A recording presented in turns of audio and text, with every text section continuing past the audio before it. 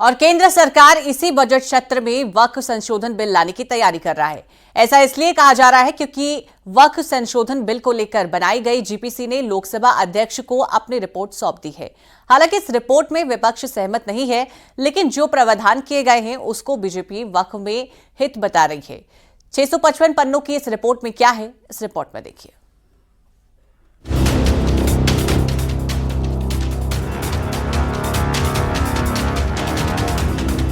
वक्फ संशोधन विधेयक पर संसद की संयुक्त समिति ने अपनी रिपोर्ट लोकसभा स्पीकर ओम बिरला को सौंप दिया है। विपक्ष के विरोध के बीच बीजेपी का कहना है कि ये विधेयक वक्फ संपत्तियों के प्रबंधन में आधुनिकता, पारदर्शिता और जवाबदेही लाने का प्रयास है।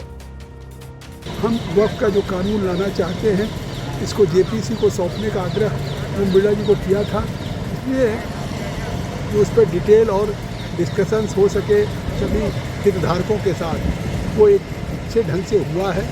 और जिस तरह से रिपोर्ट्स में हमारे सभी सांसदों ने, जेपीसी के सभी सांसदों ने जिस तरह से अपनी हिस्सेदारी की है, एक योगदान किया है, मुझे विश्वास है कि इस रिपोर्ट्स के बाद जो बिल आएगा वो बिल निश्चित तौर से अपने आप में जो एक सरकार की मंशा है संशोधन लाने के पीछे, इसका गरीब को फ़ायदा मिले, अनाथ को मिले, बच्चों को मिले, महिलाओं को मिले, इसका फ़ायदा मिलेगा। जो संशोधन सरकार ने किए थे उस संशोधन के अलावा सांसदों का अपने तरफ से 6 महीने में संशोधन देना, 14 नए संशोधन, प्रिंसिपल एक्ट में एक और नया संशोधन जेपीसी ने अपनी सीमा से ज़्यादा बढ़कर जो है रिकमेंडेशन किया है।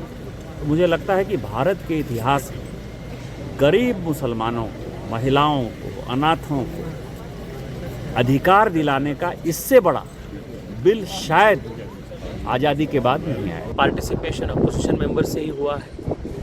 अगर हम 20 मिनट बोलते थे तो अपोजिशन के लोग 2-2 घंटे, 3-3 घंटे बोलते थे। जितने भी डेलीगेशंस के रिक्वेस्ट अपोजिशन के मेंबर्स चेयरमैन को किए थे, सब ऐसे डेलीगेशंस को हमने बुलाए थे, जेपीसी के सामने उनका डेपोजिशन हो गया। तो इसमें अनडेमोक्रेटिक तरीके से हुआ या इसमें इनके बात ठीक से रिकॉर्ड नहीं हुआ, ऐसे आरोप वो कह ही नहीं सकते। वक्फ संशोधन विधेयक पर जेपीसी अध्यक्ष का दावा है कि हर पहलू पर चर्चा के बाद रिपोर्ट तैयार की गई है।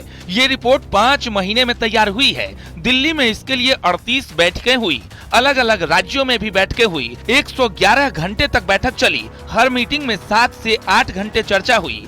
250 स्टेक होल्डर्स और डेलीगेशन की राय ली गई। सभी राज्यों के वक्फ बोर्ड की राय ली गई। मुस्लिम स्कॉलर, सुप्रीम कोर्ट और हाई कोर्ट के पूर्व जजों की राय भी ली गई।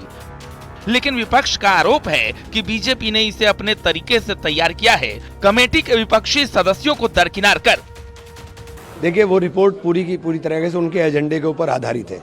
इन्होंने वक्फ बोर्ड को बर्बाद करने की पूरी तैयारी की है और ये वक्फ बोर्ड को बर्बाद करना चाहते हैं। मैं बार बार यही कह रहा हूं कि हमें टारगेट किया जा रहा है, खासतौर से माइनॉरिटी के अंदर मुसलमान को टारगेट किया जा रहा है। और टारगेट इसलिए किया जा रहा है कि इनके नाम के ऊपर हम नफरत फैला करके पोलराइज कर सकें, जिससे जो बुनियादी मुद्दे हैं, महंगाई बढ़ गई है, महंगाई के ऊपर बात नहीं करेंगे, बेरोजगारी बढ़ रही है, बेरोजगारी पर बात नहीं करेंगे। पसबंदा मुसलमान, खान, अंसारी, बरेलवी, देवबंदी, इस तरीके के लफ्जों का प्रयोग करके वो एक ऐसा लकीर खींचना चाहते हैं जिसका वो राजनीतिक फायदा लेना चाहते हैं। लेकिन ये सब बातें केवल कागजों पर है।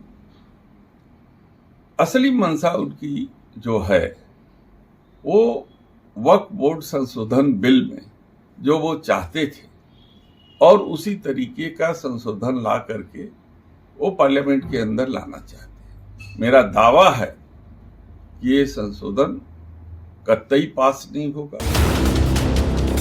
फिलहाल जेपीसी की रिपोर्ट लोकसभा स्पीकर को सौंप दी गई है। उम्मीद है कि इसी सत्र में सरकार इस विधेयक पर मुहर लगा सकती है। हालांकि विपक्ष इस बिल को पास नहीं होने देने के दावे कर रहा है और यही वजह है कि इस पर सियासत अभी तेज है। Bureau report, news 18।